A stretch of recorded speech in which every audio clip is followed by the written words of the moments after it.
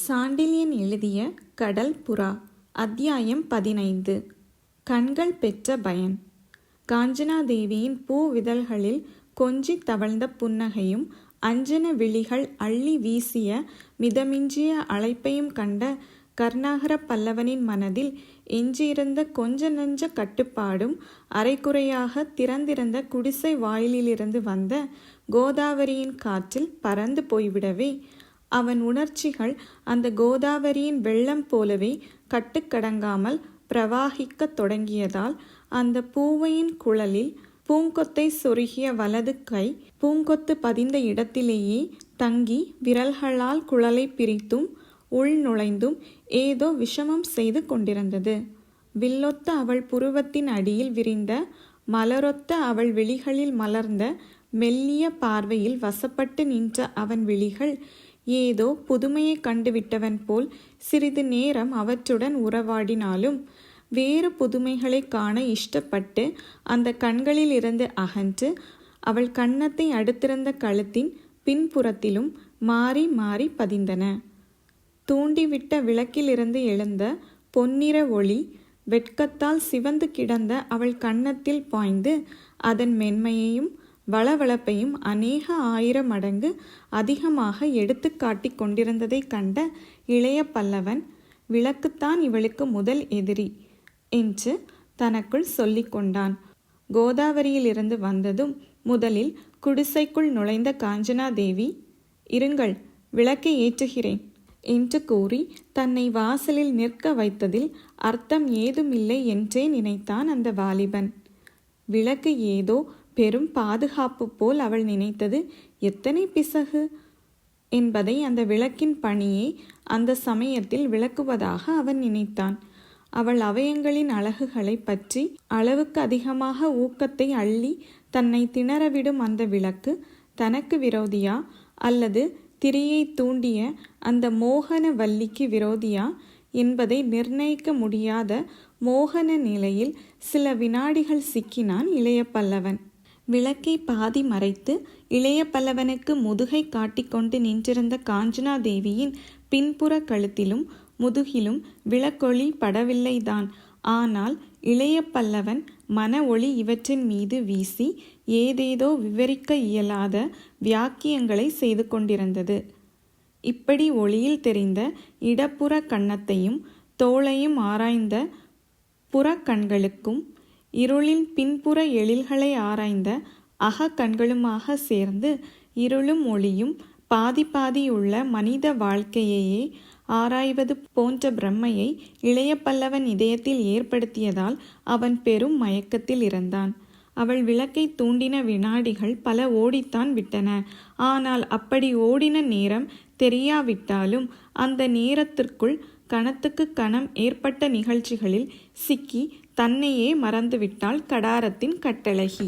விளக்கை தூண்டியதும் வெகு துரிதமாக இளைய பல்லவன் தன்னை அணுகி பின்புறத்தில் நின்றதே பெரும் இன்ப வேதனையை அளித்தது அந்த பேரழகிக்கு. அத்துடன் கையிலிருந்த பூங்கொத்தை அவன் தன் குழலில் சூடியதும் குழலுக்குள் அவன் விரல்கள் புகுந்து விஷமம் செய்ததும் அஞ்சன விழிகளை திறந்தாள் அவள். அந்த பார்வையுடன் கலந்த இளைய பல்லவனின் பார்வை தன் விழிகளில் கூரிய ஈட்டிகளைப் போல் பாய்ந்து இதயத்தையே ஆராய்ந்து விடுவன போல் இருந்ததை கண்ட அவள் இதயம் பெரும் வேதனையில் அடித்து கொண்டிருந்தது. ஆனால் அந்த இருவரின் கண்ணியமான பரம்பரை பெரும் விபரீதத்தை தடுத்து நின்றது. பரம்பரை கண்ணியம் விபரீதத்தை தான் தடுக்க முடிந்ததே ஒழிய பிரவாகிக்கும் அன்பை தடுக்க முடியாததால் இருவரும் நிலைகுலைந்த தன்மையிலேயே நின்றிருந்தார்கள். நிலைகுலைந்த தன்மையை சீர்படுத்தி கொள்ளவும் முயன்றார்கள்.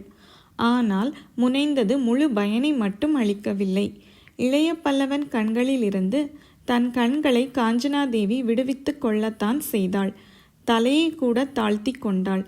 ஆனால் உணர்ச்சிகளிலிருந்து மட்டும் விடுபட முடியாமல் திண்டாடினாள். பின்புறத்தில் அவளுக்கு கண்கள் இல்லைத்தான். ஆனால் பின்புறத்தில் அந்த புருஷன் மிக சமீபத்தில் நின்று கொண்டிருக்கிறான் என்ற நினைப்பே இன்ப ஜுவாலையை அள்ளி கொட்டி கொண்டிருந்தது அவள் இதயத்தில். பின்புறத்தில் அவள் கண்கள் இல்லைத்தான். இருப்பினும் தன் சேலையுடன் அவள் அங்கி நுனி உராய்ந்ததை கூட அவள் உணர முடிந்தது. பின்புறத்தில் தனக்கும் அவனுக்கும் இடைவெளி இருப்பதை அவள் அறிந்துதான் இருந்தாள். இருப்பினும் அந்த இடைவெளி அதிக தைரியத்தை கொடுக்கவில்லை அவளுக்கு. சற்று தவறினால் விழுவது பெரும் பாதாளம். அப்படி தவறாவிட்டாலும் எந்த வினாடியில் தவறுவோமோ என்று கிளி. அந்த நிலையில்தான் இருந்தாள் காஞ்சனா தேவி. அந்த நிலை மட்டும் சாதாரண நிலையாயிருந்தால், அபாயம் மட்டும் சாதாரண அபாயமாயிருந்தால் அதிலிருந்து மனிதர் விலகுவதுண்டு. ஆனால் காதலின் அபாயம் மட்டும் விலக சந்தர்ப்பம் அளிப்பதில்லை. அபாயத்தை நோக்கி செல்லவே தூண்டுகிறது. அந்த தூண்டுதலாலோ என்னவோ அவன் மார்பில் மெல்ல சாய்ந்தாள் அந்த பூங்கொடி. அவன் மார்பில் அவள் தலை சாய்ந்து கிடந்தது.